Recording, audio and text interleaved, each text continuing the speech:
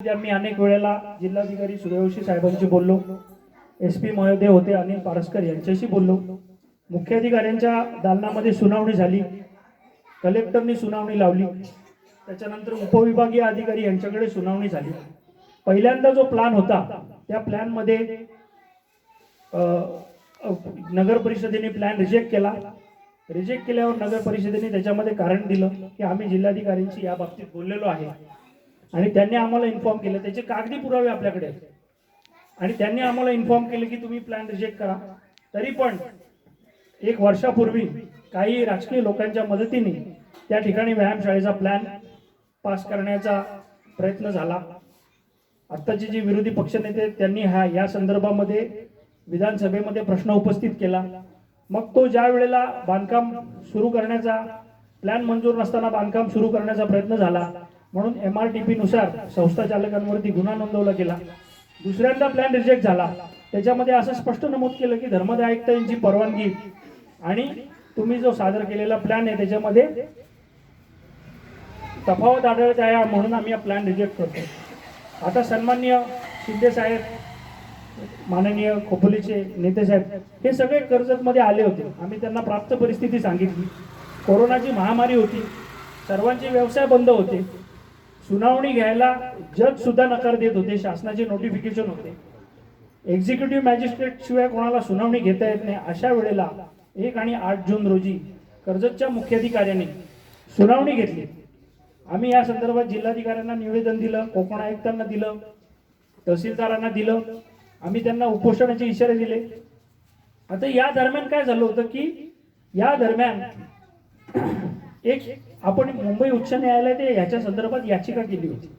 आता अफवा पसरतात म्हणून सांगतो, मुंबई उच्च न्यायालयामध्ये याचिका केलेली असताना त्याच्यात 3 तारखा पडल्या होत्या आणि त्या कम्प्युटर अपडेट नसल्यामुळे आणि काही वैयक्तिक कारणामुळे त्याला आपण हजर राहू शकलो नाही आणि त्या दरम्यान आपण लक्षवेधी उपस्थित करून 2दा प्लॅन रिजेक्ट केला होता।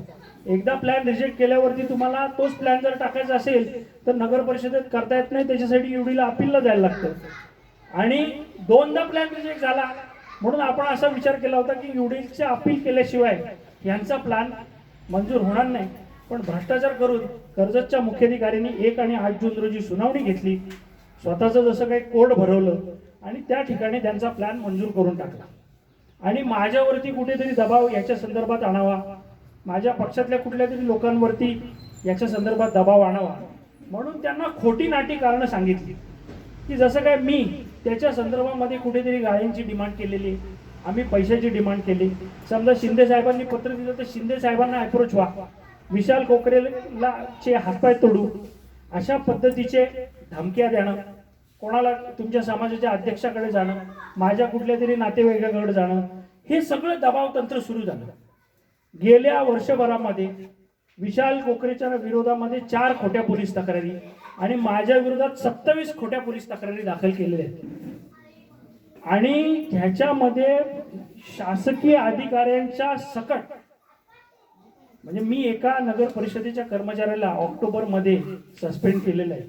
हे सर्व लोक एकत्र येऊन कुठेतरी राजकीय सूड घेण्याच्या उद्देशाने कुठेतरी सामाजिक हानी होईल म्हणजे एखाद्या कुठल्या तरी सरकारी अधिकाऱ्याला आमचा खोटा अर्ज करायचा म्हणजे मी काहीतरी गैरकृत्य करतोय असं UDत अर्ज करायचा, कुठेतरी मुख्यमंत्र्याकडे करायचा की पोलिसांकडे जे अर्ज करायला पाहिजे ते तहसीलदाराकडे करायचे आणि तहसीलदाराकडनं सुद्धा त्याची चौकशी लागायची।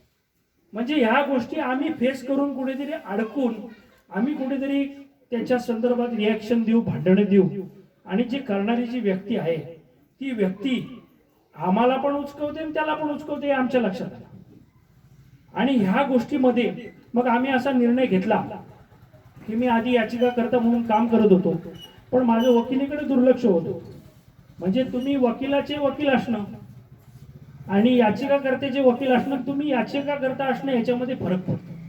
म्हणजे आपण स्वतःसाठी काहीतरी करतो तेव्हा पण कुठेतरी चुका होतात आणि तुम्ही वकील म्हणून करता तेव्हा काहीतरी चुका होतात। मी विशाल कोकरेंना विचारलं की आता ह्यापुढे जे अर्ज करायचे ते मला याच्यामध्ये थोड्या मर्यादा येत आहेत, मला कुठेतरी गुंतवण्याचा प्रयत्न होतोय, मला बदनामीची नोटीस पाठवली, विशालला पाठवली, अशा पद्धतीने कुठल्या नाट्या खोट्या नाट्या पद्धतीने आम्हाला अडकवण्याचे प्रयत्न झाले, धमक्या आल्या की तुम्हाला कमरे खालनं घालू, अशा पद्धतीच्या जे विषय झाले, तरी आम्ही असं ठरवलं की आमची जी कमिटी आहे त्याच्यापैकी कोणी ना कोणीतरी अजून मॅनेज होण्यापेक्षा आपण दोघांनीच आता फक्त बोललो याच्या संदर्भात लढा सुरू ठेवूया.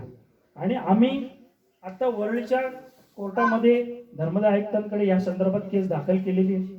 धर्मदाय आयुक्ताकडे याच्या संदर्भात स्टेसाठी सुनावणीची आर्ग्युमेंट झाल्या. तिथे आम्ही आतापर्यंत वरळीला 16 वेळा जाऊन आलो. रायगड जिल्हाधिकारी कार्यालयात आम्ही जातोय, मुंबई उच्च न्यायालयात जातोय, आम्ही लोकायुक्तांकडे जातोय. आणि ह्याच्या संदर्भामध्ये रायगडच्या जिल्हाधिकारी, कर्जतचे तहसीलदार, उपविभागीय अधिकारी हे सगळे या घोटाळ्यात सहभागी आहेत. म्हणजे आपण काहीतरी अर्ज करतो आणि हे लोक पैसे कमवतात का काय, असा आता आम्हाला प्रश्न पडलेला आहे. म्हणजे आम्ही ही जी लढाई आहे ती कमीत कमी 2 सॉलिसिटर, मोठे मुंबई उच्च न्यायालयाचे न्यायमूर्ती माजी आणि अजून ज्येष्ठ वकील जे आहेत त्यांच्या मार्गदर्शनाखाली ही लढाई चालू ठेवली. मी आपल्या समाज बांधवांचे सर्वांचे या संदर्भामध्ये आभार मानतो. आता तिकडे इमारतीचं बांधकाम चालू झालेलं आहे. लोकांना काय वाटतं की इमारतीचं बांधकाम चालू झालं म्हणजे सेटलमेंट झालं, म्हणजे कुठेतरी एक गाळा घेतला आणि आम्ही गप्प बसलो. आता या संदर्भामध्ये प्रसिद्धी देण्यास पत्रकार पण तयार नाही. म्हणून आम्ही असं ठरवलं की आता इंग्रजीमध्ये म्हणे आयदर शूट और शाउट, एक तर गोंगाट करा नाही तर ठोका, गोळी मार. तर आम्ही गोळी मारायचे ठरवले. आता आम्ही गोंगाट करणार नाही याच्या संदर्भामध्ये. आणि कायदेशीर लढाई चालू राहील. म्हणजे जी 5 वर्ष असो, 10 वर्ष असो, 15 वर्ष असो, आणि त्याच्यामध्ये ते मैदान वाचवण्यासाठी उद्या जर जीवाची बाजी जरी लावायला लागली तरी ती लावण्याची आम्ही तयारी केलेली. आणि कुठला राजकीय पुढारी, कुठला सरकारी अधिकारी, म्हणजे मी आता कर्जतच्या तहसीलदारांची सुद्धा पोलिसात तक्रार दाखल केली. उद्या शासकीय व्यक्तींचा सल्ला घेऊन याच्या संदर्भामध्ये जे सरकारी अधिकारी, म्हणजे आम्ही सुरुवातीला धोरण हे ठेवलं की आमच्या डिमांड तुम्ही ऍक्सेप्ट करा, आमचं मैदान ठेवा. तुम्हाला जिथे व्यायामशाळा आहे तिथे व्यायामशाळा शासनाकडनं बांधा, लोकांकडनं वर्गणी काढा.